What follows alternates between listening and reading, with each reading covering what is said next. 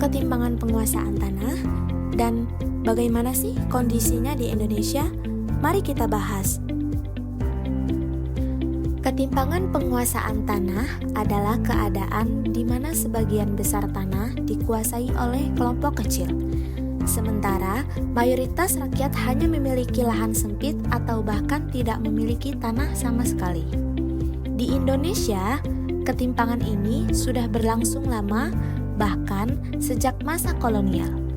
Menurut Bahriyadi dan Wiradi pada tahun 2011, ketimpangan tanah di Indonesia bersifat struktural karena negara cenderung memberikan konsesi tanah luas kepada perusahaan besar di bidang perkebunan, kehutanan, dan pertambangan. Sementara itu, petani kecil rata-rata hanya menguasai kurang dari setengah hektar tanah. Kondisi ini tercermin dalam tingginya indeks Gini, penguasaan tanah yang menunjukkan jurang antara pemilik tanah luas dengan petani gurem. Akibatnya, ketimpangan ini memicu konflik agraria, meningkatkan angka kemiskinan pedesaan, serta mendorong migrasi ke kota.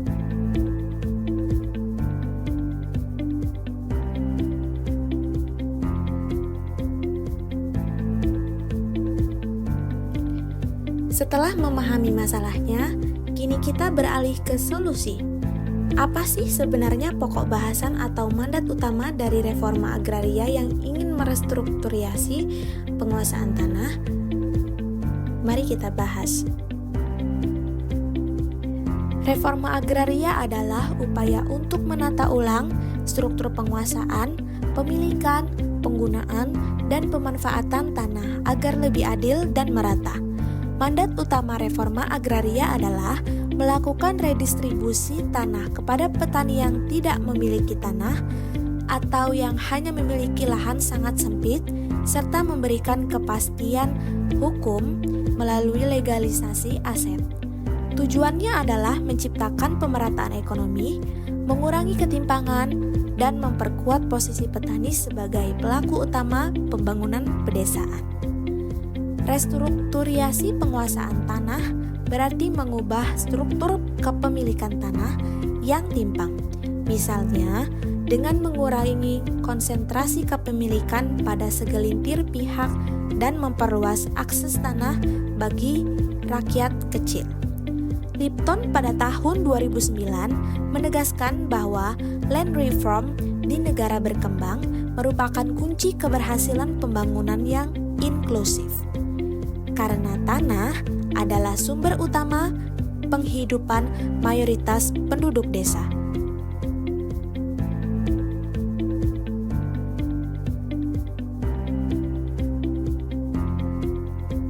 Reforma agraria adalah janji.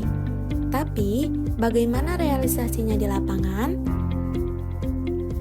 Sejarah reforma agraria di Indonesia dimulai pada era Orde Lama dengan lahirnya Undang-Undang Pokok Agraria atau UU-PA pada tahun 1960. UU-PA menjadi dasar hukum untuk melakukan pembatasan luas kepemilikan tanah dan redistribusi kepada petani kecil.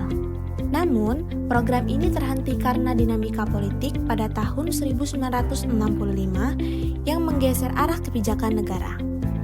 Pada masa Orde Baru, perhatian terhadap reforma agraria melemah. Pemerintah lebih mengutamakan pembangunan ekonomi yang bertumpu pada pemberian konsesi lahan besar kepada perusahaan perkebunan, pertambangan, dan kehutanan. Hal ini justru memperkeruh ketimpangan. Memasuki era reformasi, wacana reforma agraria kembali dihidupkan. Berbagai presiden mengeluarkan program redistribusi tanah, misalnya pada era Presiden Joko Widodo dengan target 9 juta hektar. Namun, implementasi di lapangan masih menghadapi banyak tantangan, seperti konflik agraria, mafia tanah, dan lemahnya penegakan hukum. Menurut Rachman pada tahun 2012, perjalanan reforma agraria selalu syarat dengan tarik-menarik kepentingan politik. Sementara itu, Lutfi pada tahun 2015 menekankan bahwa reforma agraria tidak hanya persoalan teknis, tetapi juga menyangkut kelembagaan dan hubungan sosial agraria yang lebih adil. Dari pembahasan tersebut, dapat disimpulkan bahwa ketimpangan tanah di Indonesia merupakan persoalan lama yang hingga kini belum terselesaikan. Reforma agraria hadir sebagai solusi untuk mengurangi ketimpangan melalui redistribusi dan legalisasi aset tanah. Sejarah menunjukkan bahwa pelaksanaan reforma agraria selalu dipengaruhi oleh dinamika politik dan kepentingan ekonomi, sehingga keberhasilannya sangat bergantung pada konsistensi kebijakan negara. Meskipun penuh tantangan, reforma agraria tetap penting untuk mewujudkan keadilan sosial, memperkuat kedaulatan pangan, dan membangun pedesaan yang lebih sejahtera.